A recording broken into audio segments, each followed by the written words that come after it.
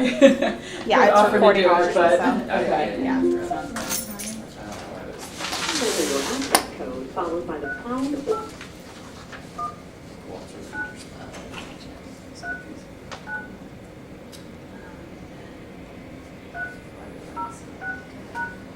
to enable audio control, please enter your audio PIN followed by the pound or hash sign.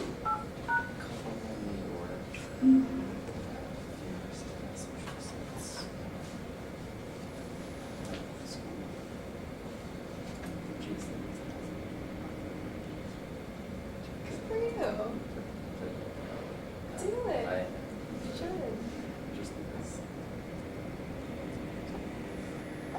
Did Dr. Johnson know?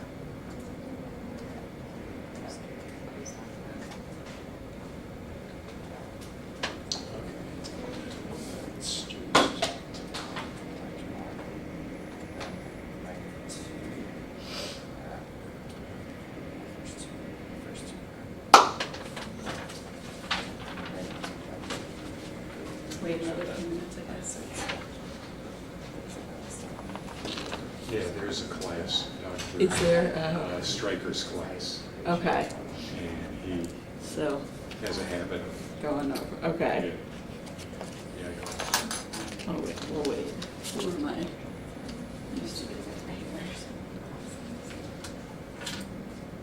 Were you able to send out the brochure? I did. Okay. Yep. Thank you.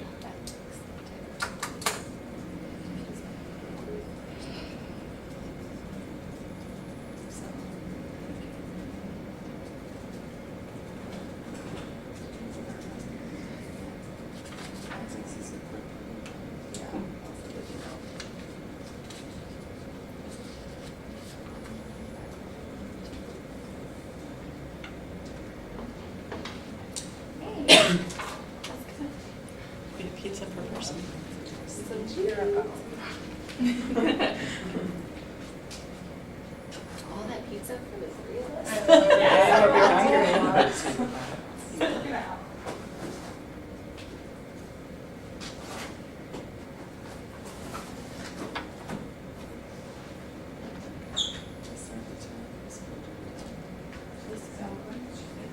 I don't think she started yet. Did she start it yet? She said she pressed record. Okay, and then And then I'm gonna, yeah, that's it started? And, Oh, it's yeah, and then I'm going? gonna come Okay. back and I'll pack it up. Okay, great, so we won't touch it. Yeah.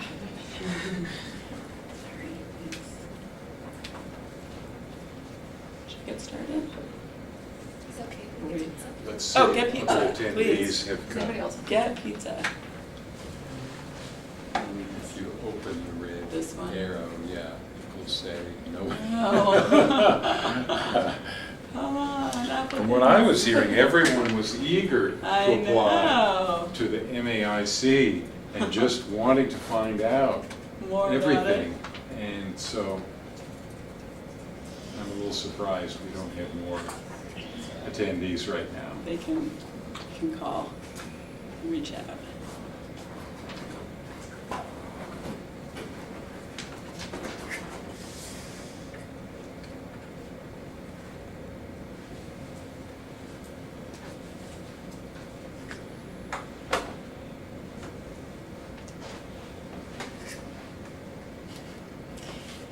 Help yourselves to more as we go on.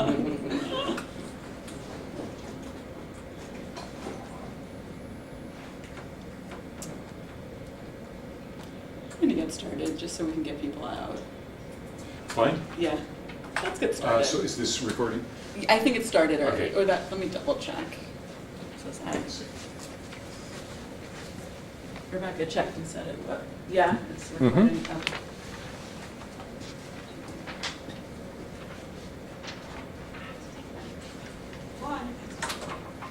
Oh. Oh, so you don't get all 3 pizzas, or 6 pizzas? What's wrong? Is there another event going on right now? This is the event. This is the main event. So, just taking our I was pizzas. told, she's like, where are the rest of the pizzas? Sorry, don't. We don't need that many pizzas. I don't know, we were talking about it. Yeah, okay, well, there'll still be plenty of extra.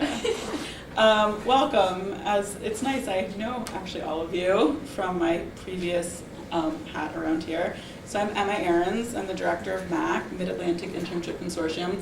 And I'll tell you, I handed out a quick MAIC overview, which is a 2-page front and back overview of what our internship is about. There's also notes to applicants that have been created to just kind of general notes and reminders as you go through the process. And then there's a brochure. I didn't print it because it's 18 pages long, but you should have been emailed today. And the brochure goes into a little bit more detail about what MAIC is, what our policies and procedures are all about, and each of the individual sites. So I think this is one of the biggest assets to the program, is that you have this in-house APA accredited internship program that is very strong and gets a lot of resources to keep it strong and a great experience for you all. So MAIC is a consortium of sites, and so that's the most important thing to know, is that I am sort of the administrative director, but it's a consortium of 10, MAIC is made up of 10 sites. So you can apply, the nice thing is you pay for one application on the API, but you can apply to as many MAIC sites as you want. That said, if you did did any of you do a practicum at any of the MAIC sites that you're aware of? Okay. So that's the only caveat, is if you've done a practicum at any of the sites, you cannot apply to that site in the first phase of the internship process. So, and with the idea that if you've already done an experience there, we're a generalist program, we want you to get different experiences along the way. So we have 10 member sites at the moment. We provide administrative support and leadership, and each site also functions independently. We are partially affiliated with Argosy, and what that means is in phase 1 of the match, only students from the Northern Virginia campus, from this campus, can apply to MAIC. Typically save in phase 2, and then the post-match vacancy, we may open it up to other Argosy campuses around the country. But it really is, the internship is really for you all, for the students at this campus. So I would say apply. I think everyone should apply to MAIC if there's any site that seems interesting and reasonable, because it's it is particularly for students in this program. It is APA accredited, which, as some of you know who I've spoken to, I think is important to try to get an APA accredited internship. It's a member of APIC as well, so you would apply through the online API. Were the 3 of you at least in the API training? Okay. So we are part of API. You will apply to us through the API. And as I said, you can apply to various sites, but you will only pay once for MAIC. You will be placed primarily at different sites. So there are 10 sites. We have 2 that are not active this year, so think of it really as 8 sites to apply to. And then 4 days out of the week you'll be at those sites, and then the Wednesday, which is another benefit to MAIC, we have a whole didactic day. And that day is really set aside for didactics. Some days we'll meet here on campus, and some days we'll meet either at a program or at different sites around the area. So we also give you some CRP time. I don't know where everyone is on their CRP, hopefully getting close to the end. We really encourage students and work with them to get their CRP done by the end of the year. So that Wednesday is a nice full day. I know not all internship programs have that. Some kind of fit in their didactics throughout the week and in different ways, but we really set aside a whole day, which is really nice, that you can be with each other, regroup, do about 2 hours of a didactic. Grab one of each of those sheets there. We do 2 hours of a presentation, we do 2 hours of group supervision, and there are other things that are fit in throughout the day. So again, training and experiences are at each individual site. We have sites mostly in Maryland and Virginia. We have 1 site in DC at the moment, which is Washington Medical Group. So I'll get into the individual sites a little bit later on. This is sort of an overview. So we like the model that ASPP sets up, and so we are a generalist internship program as well. So we have both child and adult experiences, and every site you can get assessment and therapy experience. So we want you to get all of those at each site that you're at. So these are the experiences that are across the board, no matter what site you're at. They're very diverse client populations. I've been to all the sites at this point to visit and to see, to see what the sites are about, and they're all very diverse. They get a lot of them, even the private practice, take a number of different insurances. So, every community, every population is slightly different, but I would say diversity flows throughout.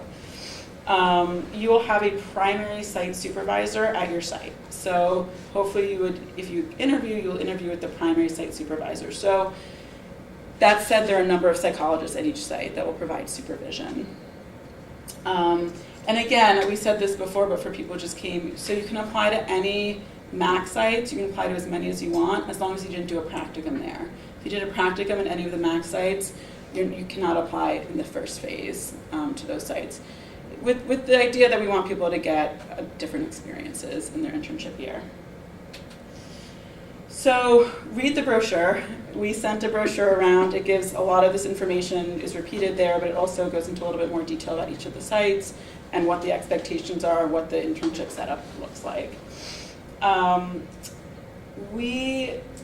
think again, there's certain standards of accreditation that have come through the field. So the interns, and this is across you'll see this at all APA accredited sites. There are a number of competency areas that you'll be evaluated on in practicum as well, and those continue into internship. And so we have a standard evaluation form. You're evaluated mid-year and end of the year on certain competencies. So those include assessment and therapy. And so that's part of the reason why, another reason why we make sure that you get those experiences at each and every site that you're at. So this is one. Some of our positions are only eligible for federal work. You can only apply to if you're eligible for federal work study.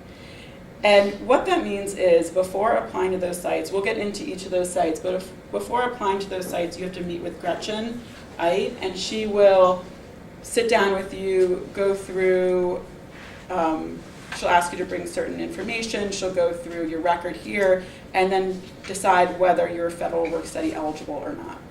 Most of our students are, but not all. So it's important that you know that before you would apply to MAC, because there's certain sites you can only apply to if you're federal work study eligible. If you are, she will prepare a letter for you, and you'll submit that letter with your APPE. Does that make sense? So, yes. How would you not be eligible? Like, what makes you not? I think it has to do with sort of how much, if you have money, I think your financial situation, but then also if you've maybe exceeded your loans or you've maxed out on loans already. Okay. I believe that's, do you have any other sense? I don't have other Yeah. answers to that, but your question about your previous financial aid history Yeah. as well as your financial situation. That's my sense. Like I said, most students are eligible, and you want to make sure, because some sites only take federal work study eligible students. Because if you're federal work study eligible, they help support the stipend that you get. Yeah. Would you recommend that people who are considering MAC meet with Gretchen as soon as possible, because we're really going to be putting in these applications rather soon? I would. Okay. I know you all have a lot on your plate right now. And it will limit you from applying to certain sites. So the one thing to remember is, the nice thing is, so you only really need to, if you're applying to 2 sites, maybe write 2 cover letters. But let's say you're applying to 3 or 4 MAC sites. You can write 1 cover letter to MAC and then do a different paragraph for each different site. So that does minimize a little bit the amount of, we're hoping, time the application process takes. And it's still useful to know, what your options are. So I would set up a meeting with Gretchen as soon as you can, just to know if you're eligible. And she should know that now versus, a month won't make a huge difference. So you consult with Gretchen. She'll print out a letter if you're eligible, and you'll submit that with your APPE. You'll upload it with your APPE. It's a shame if you apply to a site, interview there, they select you, and then we realize you weren't federal work study eligible. You won't be able to be matched at that site. So that would be a shame to put in that time and not have that work out. So again, so the way that this process works, and I know Dr. Sachs has talked to you about it a lot, but really the sites are the sites, when we get your applications, I will get the API, I will be able to download it and distribute it to the sites where you applied. And then the sites will meet, the sites will meet as teams, and they will decide who to interview. So I have some role in it, but really it's site by site. They decide who to interview. So that's purely based on the material that you submit. Nothing else. No input from us, no, we don't, if they don't know any faculty, the faculty is not involved in that. It's really just the API, the application. And that's the same with all the other sites you apply to. The reason I'm emphasizing that is make sure your API, the material is in good shape. Look through, make sure there are no typos, make sure things, because that's what they're really judging you on, is the written material. And I know it's does not feel like the fairest system, because that's not how you write, and how you present yourself in writing is not necessarily a representation of who you are as a clinical psychologist. And at the same time, it's just the way the system works. So use Dr. Sachs, use other people in your lives to look over the material and make sure it's in good shape before you submit it. So the application is submitted online. You can save it, but don't submit until you're sure it's in final form. You can't go back and edit it once you officially submit it. And you don't need to worry about this now, because you shouldn't have paid or registered for the match yet. You can open, has anyone started their application yet? Okay, so you can start it and work on it, but you won't get to the point of actually sending it for a few weeks. Cover letters. So you can, and that's in the brochure as well. So I would say, unless you're applying, if you're applying to 1 or 2, you can write 1 or 2 cover letters. If you're applying to more, we do not, no one will judge you negatively based on this. You can write one kind of general cover letter and write different paragraphs within it to each site. Does that make sense? Okay. Everyone should have asked for references, hopefully, already. Yeah, if not, get on that soon. This is the time to do it. You already know this, but you will submit electronically a request, and the reference writer will upload their reference directly to the API. So you won't be able to read it, but you'll be able to see if it's uploaded or not. Same thing with your transcript, same thing with some of the other material.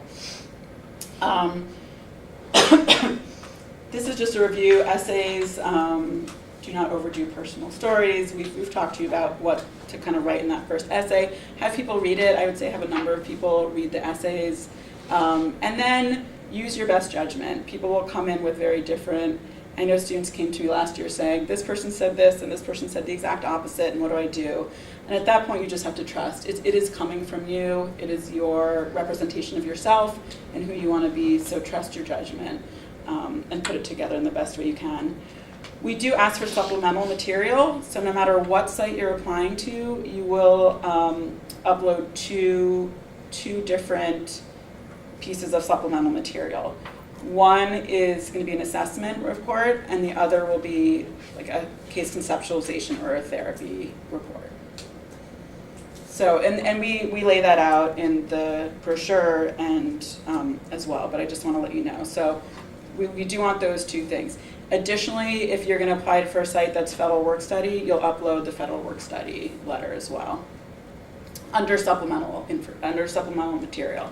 So in supplemental material, so you should start thinking about a report, an assessment report, and a therapy report or a case conceptualization. De-identify it. Make sure that there's no way to identify the client, and prepare those to be uploaded for MAIC. And then again, interview, you'll be selected based on the material.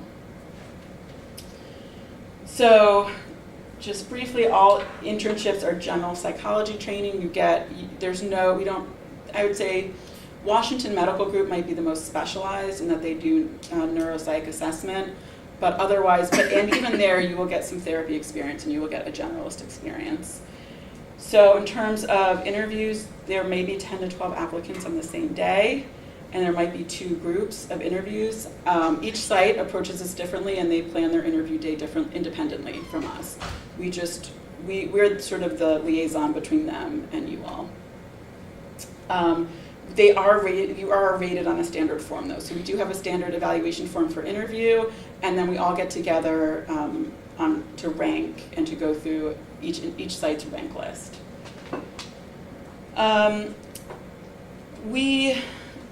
So we will let you know if you're going to be interviewed by MAIC or not. So you will apply to MAIC. The due date is November 5th. So keep that in mind. It's on the earlier side. There's sort of a range of due dates, but our applications are due November 5th. And we will let you know if you are going to be interviewed by one of the sites or not. We will also let you know if you will then be ranked by one of the sites or not. So after you interview, you cannot be ranked by a site unless you interview there.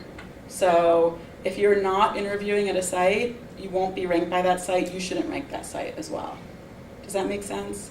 And that's pretty standard across the board. So if you apply to a site and you don't get interviewed there, you should not rank them on your final list. And we oversee the process. So Dr. Norberg and myself oversee this whole process to make sure everything is going the way that, up to the standards that we would like it to. So if you're invited to an interview, it means the site is interested in you. So try your very best not to cancel. I know it gets a little bit busy. December and January may get busy for some. It really depends. There's no way to predict how many sites you'll get interviews at. And you might get interviews that conflict in terms of days or time. Really try hard not to cancel interviews. If you have a conflict or if something arises, you can reach out to me. I'd rather you reach out to me first than reaching out to the site and trying to cancel or trying to reschedule a number of times. It's not, it's a goodness of fit process, and a site is not going to feel great if you are trying to reschedule a number of times. And so we can help be thoughtful, and Dr. Sachs as well, about how to negotiate that. Yeah. By the way, I appreciate this slide and all of these things that are being said, and this applies to all of the sites to which you apply and may be invited to interview. So yes, if there is any conflict in terms of dates and you're invited to two, that's a good thing. Sometimes it might feel like a bad thing at the time, or a difficult thing. Yeah. Try to address it right away, and if you're not sure quite how to address it, contact me and let's talk through what you could say to the different sites to try and resolve the schedule conflict and interview at sites where you're invited to apply. Yeah. I think that's the most important thing, is to show your enthusiasm, and that you may need to reschedule at one, but be thoughtful about how you approach it. And we're doing a little bit general now, and then I'm going to go into a little bit more site-specific information in a minute. So I know Dr. Sachs talks to you about this, but be professional. It's very important. Ask questions. Be prepared. Know the site. You have great resources around, in that all the MAC graduates are from your program as well, and that you have lists in the back of the internship manual. So our graduates are happy to talk about the internship. I did exit interviews with all of them this past year, and they had really thoughtful, positive things to say about it. So if you have questions, I would say reach out to them and be informed. Go with very site-specific questions and that you have. And then this is just general interviewing advice. These are some things to think about. What can you bring to the team? What are some of the strengths that you have? Be clear on your competencies, willingness to do all psychological tasks. So that means even if you don't want to do assessment, even if you know you're not going to be doing assessment in your professional career, it's still a competency area that you need to meet certain standards around. So you will still be doing assessment next year, and demonstrate an openness to that. If you say, I really don't want to do assessment next year, it's required. So it's, you just have an openness to all different experiences.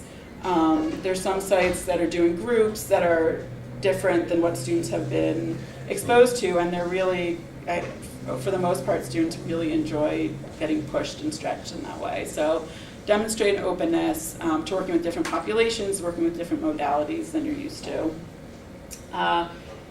Follow APIC rules. So you can send a thank you note after an interview, but I don't believe you can follow up with questions after the interview. So you can always reach out to previous interns and ask questions. You can ask Dr. Sachs. you can contact me. I will determine whether, whether it's appropriate to kind of answer or engage around that. But feel free, I'm around, and feel free to ask me any question that you want. But in terms of the sites, you can send a thank you note, and that's pretty much it after the interview. So we have 17 slots that we're offering for next year, and I'll go through. Hi, come on.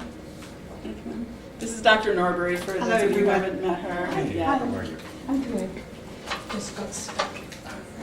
Yeah, so we did some of the general overview, and now we're going to the site-specific information. So maybe we can just look at, you can use as a guide the quick MAC overview. So you'll see the member training sites. They're going to be the 7 sites that we're going to discuss are listed there. And some are in Maryland, some of them are in Virginia, and one is in DC, as I said, Washington Medical Group. So this is Associated Clinical Services. It's in Virginia. In the brochure, it gives a little bit more information about where they're located. Yes? Sorry, you said 7? So, 8. There should be, sorry. There's 10. So, yeah, so there are 10 member sites. 2 of them are inactive this year. Okay. Meaning we have worked really hard to talk to each site, make sure that they are able to support and host an intern for next year. And 2 of the sites, for various staffing reasons, are not able to host interns for 1920. So that is Barry Ectum and Community Counseling and Mentoring Services, CCMS. So those are inactive. And those are also in the brochure. They just said not selecting interns for next year. So they're not described. The other 8, sorry, I'm getting the numbers. The other 8 are accepting interns and are very strong sites. So does that make sense? Yeah. Yes. You might have just missed it. Yeah, no, it's okay. Associated Clinical Services is located in Springfield, Virginia. They're looking for 3 interns next year. It's a private practice setup. That said, as I said, it's a very diverse population, and you will be doing psychotherapy. In addition, there are a number of assessment opportunities out there. Do you want to say anything more about ACS? Yeah, just add in, there is a possibility of forensics and neuropsych assessment in that, especially the second half of your internship. You might be able to specialise. Yeah. And they have general population. Just emphasise, we do, every single site does child and adult and a range of therapies and a range of assessment opportunities. And then we have some specialisation. Yeah, we discussed that. There's a generalist approach, and that you will be evaluated on the competencies, and so you have to get that broad range of experiences. So they're children, adult, adolescents, group, family at ACS. They also, again, there's a number of testing opportunities there, and at all of these sites, in the second half of the year, you will have the opportunity to supervise. So, and that takes a different form depending on the site, and you can talk to your site supervisors a little bit more about that. So that's ACS. Any questions about ACS specifically? Okay, I'll go through these. Basics counseling, that is in Forestville, Maryland. There are 2 slots, and both are federal work studies. So to apply to basics, you will need that letter from Gretchen saying that you are eligible for federal work study to apply there. So just keep that in mind. They serve the Prince George's County area. They offer, again, assessment, treatment, children, adults, family, very diverse population. I'll just read it, promotes and fosters the core values of personal responsibility, family involvement, and community integration. And this site, just to add, Sure. likes to do evidence-based and also community outreach. And so it's a minority-owned site, and so it's interesting that it's expanding. It's really an expanding area, an expanding. I think they've doubled their size just this year, and they're trying to bring in others to work with them. So it's a very active site. They have grants and work with Maryland school population and have a grant to do that. So they've got some interesting work in schools, and they have lots of grants as well. So they're very much evidence-based grant writing, trying to help the community with all sorts of needs. And it's interesting, and it's an interesting model too.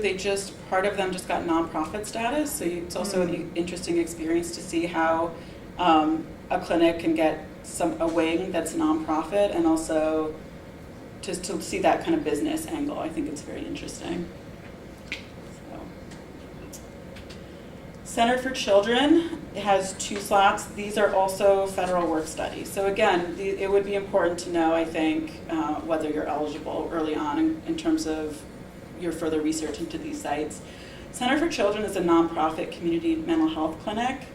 It used to only focus on children, and now they have adults as well as children, and they do family work as well. They also do forensic assessments, so they do a lot of court mandated treatment, court assessments, forensic assessments. If you're interested in a lot of trauma work, Center for Children is a great site. They are in La Plata, Maryland. So it's good just to think about kind of where the sites are located, if you're willing to stay, if you're willing to, where you are, if you're thinking about moving, if that's not an option, because you will be going there 4 days of the week. And just one thing to add with this site is that they're asking you to be rather cognitively flexible around sexual abuse. So part of the work of the intern is to work with sexual abuse victims and some assessment. And then they flip to the other side and they run some groups after hours for offenders. And most of the offenders are on probation. You don't do it on your own, of course, you'll be doing it with someone else.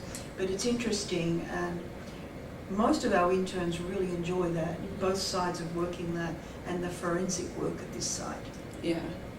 We have great supervisors at all the sites too that are, especially with that group. I think the interns last year found it the most, one of the most challenging and rewarding experiences to work with that group. So it's a great experience there. You will be closely supervised at all the sites, but especially here. And I just remember we've got Dr. Jonathan Vital at this site as well, and he's offering neuroscience as his specialty at the site. So the interns do that as well. So again, sex offender evaluations, treatment of trauma, sex offender groups. So you work on both sides. I would say if trauma and or working with children is an area of interest, you'll get a lot of exposure to that at Center for Children. Inner Dynamics is in Lanham, Maryland. Is that how you pronounce it? Yeah. It's a private mental health agency for individuals and families with social, emotional, and educational needs. You will do psychotherapy. You will also do a lot of assessment there.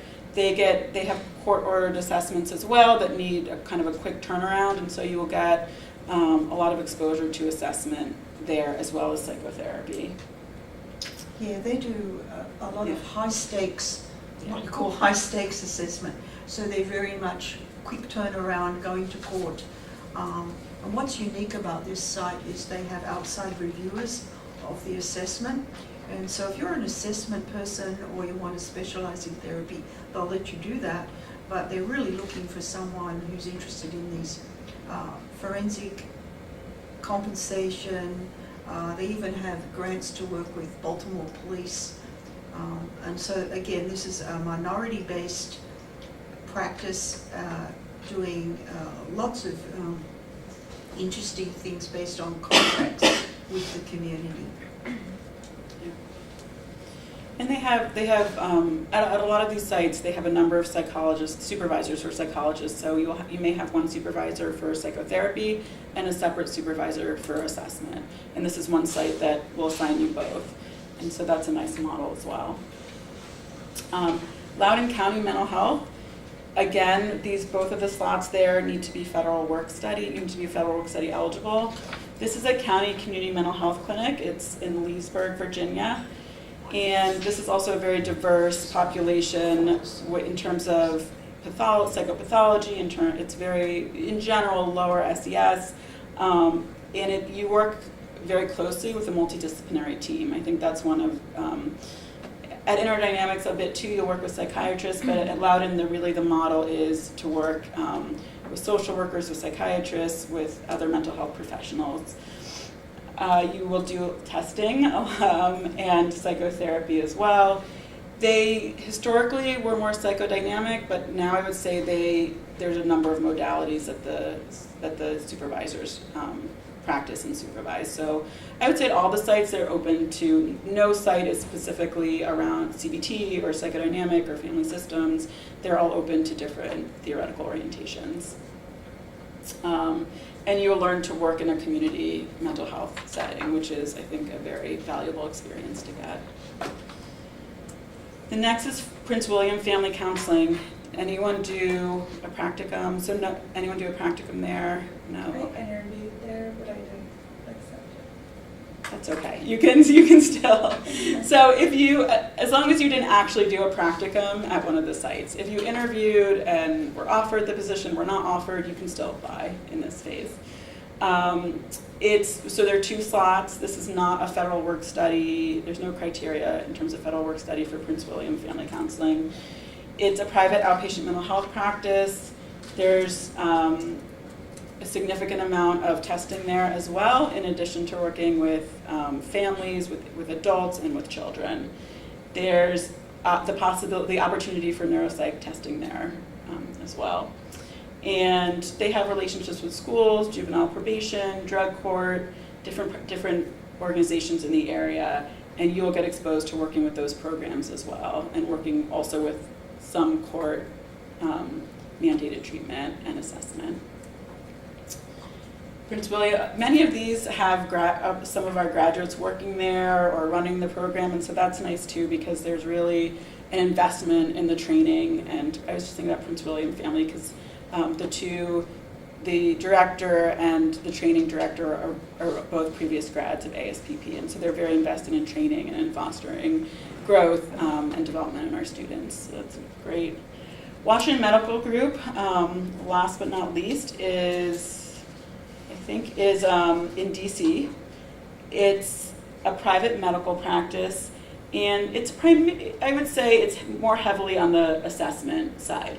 So you will get experience with neuropsych testing. If you're planning to get board certified as a neuropsychologist one day, this would be a good site to consider. You will get supervision from board certified neuropsychologists and exposure to assessment. Yeah. I interviewed here for my second prac, and Okay. they said they require a psych associate, so you would have to pay for one of those to get approved or even considered. For practicum. For prac, yeah, For but prac. I assume I think he said it was like a new thing where if you want to practice in DC, you have to get a psych associate. Do you, Dr. Norbury, do you have any Yeah. information about that? Okay. I was just turning to Dr. Sachs to say, remember that was that confusion. That's no longer true. Okay. Yeah. And you certainly don't need that at the internship level. Okay. At the postdoc level, yes, you have to have a PA to work in DC. And so it's a DC law. This is our only site that is a medical clinic and comes under federal work laws. And so that was part of that. But, no, we don't need that. So, again, you can work with board certified neurologists. We will make sure you get the opportunity to do some psychotherapy as well, because it is a competency area we need to assess you on. So, yeah. You're going to get that through rehabilitation services, and so they do quite a bit of that. And then there's a separate mental health clinic to this facility for the last 3 years, and so that's where you'll get your therapy piece from. So they do it all. There's also a chiropractor there, and you'll work with the chiropractor.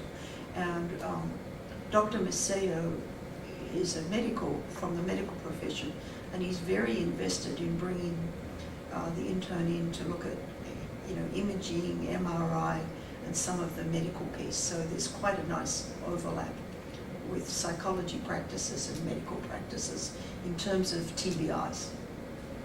And it's actually not last but not least. It usually is because of the, but I forget, Sterling we have last now. So Sterling is Behavioral health services, anyone do a practicum there? No, okay. So everyone can apply. This is in Ashburn, Virginia, and it's an independent mental health practice. Again, you will get psychotherapy experience, assessment. One of the unique parts of Sterling is that they do have psychologists and nurse practitioners on staff, so you do work as part of a team as well. And there's an opportunity to work with a range of psychopathology. And so it's a nice model in how you can work as part of a team with other other practices and orientations in a mental health practice. And The good piece about this one is that they have psychiatrists that specialize in child work, or they specialize in adult work, or they might even add on specializing in substance abuse or something like that. And so they're board certified in different areas. There's about 6 psychiatrists, and they run the practice, and the psychologists are supporting their services. And that's again expanding. This is a site with lots of clients and enthusiastically embracing the interns, because they're our newest site. And so they're very, very happy with joining MAIC. so that is an overview of the sites that we have and the number of slots available for each site.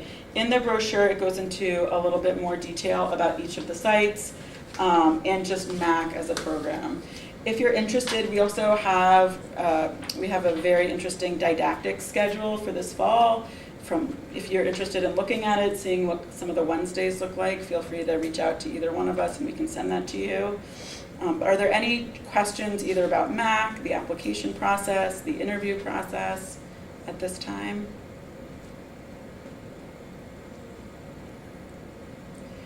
I can't emphasize enough how much of an asset it is to the program, and I would strongly encourage everyone to apply to MAIC, and also to, if you get an interview, to rank the sites where you interview. I think I think I'm a little biased, but I think it's a very strong internship program. It's APA accredited. You get a lot out of it. You can stay. One of the nice things is that you stay as part of your cohort. You know each other already, and you form a different bond internship year. And so it's kind of nice to start with that, whereas if you're moving to a new city or going to a new site, you're forming new social relationships, a new cohort, and getting to learn a new place. This way you can really focus on the experience, having peer support around. A number of times we meet on campus here, and that's nice because your faculty are around. You can still keep that connection to the university as well. So, anything else? Yes, please. I will just say that for students who plan on graduating and remaining in this area, it's a great internship to go to, because you not only work at the particular site where you're assigned, but you also do get to talk to interns and visit the internship sites, the other sites in the consortium. And every year, some of the sites want to take on postdocs. And so you will have contact with those supervisors already, with the interns placed at those sites. You're going to find out a lot about the whole mental health scene in the DC area from participating in this internship. So if you want to stay on in the area after graduation, you're going to see more opportunities, and you're going to know people and know places and have opportunities to do that. It's a great point. And so even if you're, twice a year, so once in the fall and once in the spring, we visit each of the sites as a group on Wednesdays. So when we're not here, where you typically at one of these sites, and you get to experience the site, get to know the supervisors. Often interns will stay at their own site for postdoc, but sometimes they'll go to other MAIC sites where and you'll hear a lot about the other sites through your peers as well. So it's, I agree, if you're planning to stick around, it's a nice way to network and to build professional relationships for the future. You can just, one more pitch, and that is the MAIC interns finish their CRPs. Yeah. We work behind the scenes to help you finish them. We help try and get you on-time graduation, and then we try and get you a postdoc before you leave.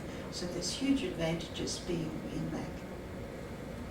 It's a lot easier to avoid the CRP if you're not it's harder when you're coming to campus every few weeks, but in a good way. It keeps you on your toes, and we also follow up and encourage you to follow up to get it done. And we give you 3 hours to do it per week. So that's a real advantage. So feel free to reach out with any other questions. We're both on the 5th floor. Stop by our offices. Let us know what you're thinking if you have questions about specific sites. I would really, if you're interested in MAC or want more information, I would strongly encourage you to get in touch with previous interns. And that goes everywhere, actually. I think it's a great way to get information and to find out what the experience is really like for an intern. And especially if you interview at sites, also they can be helpful around more site-specific questions to ask. Yeah. So if we wanted to get in touch with people who are there now, should we email you? You can. I think also at the back of the internship manual, is that still? We have Yeah. we have a site manual with brochures about each of the sites. I think that's the first way to do it, and you can read about what the sites are offering. So they have brochures and they're advertising that, and we've got that in an office that you can look at and review. It depends if the interns are being trained to talk to you about the site. They're trying to stay professional, and they may or may not be given permission yet to talk on behalf of the site. So just be careful of that. It's better to go through official ways and find out official things, but yes, contacting people informally is good too. But just realize it's informal. Yes, I mean, I wouldn't go based purely off information given from previous interns, and they can provide helpful information. As I said, in my exit interviews, all the interns from last year were very happy and had very positive experiences. So I know at the back of the internship manual, there is a list of where interns in the last 5 years or so have gone on internships. So you can start there if you Does want. that have their email on it? It may not. You can reach out to me as well, and also we can answer additional questions too. Anything else? Thank you all for coming. Please get pizza. Our contact information is on the quick MAC and also in the brochure. And so be in touch and apply to MAC, and we'll see you over the next few months. Thanks. Thank you. Thanks, Dr. Ahrens, Dr. Norbury. I will just make a quick announcement of our final lineup of internship workshops for the fall. These are optional for people interested in neuropsychology internships, and Dr. Allison Fedio is going to present and talk about applying to neuropsychology internships both Tuesday and Thursday next week in this very room, room 712, from 12:20 to 1 o'clock p.m., both on Tuesday and on Thursday. So if you're on campus and if that is of interest to you, show up for one of those. And I'll be around for a few minutes if you have general internship questions. Was the forensic one from Tuesday videotaped? It was not. I am supposed to get the slides from Dr. Lally. Okay. He hasn't sent them to me yet. If you email him, I'll email him. One way or another, we will get them, and then they will be available to everyone. Thank you all.